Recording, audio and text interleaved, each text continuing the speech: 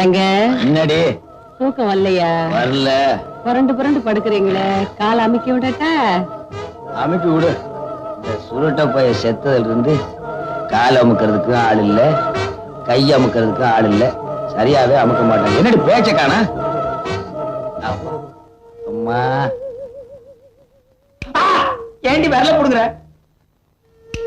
அம்மா அப்பா அப்பப்பா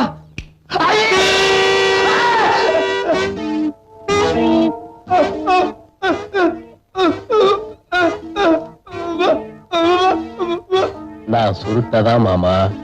இல்ல இருக்காது, இருக்கவே இருக்காது.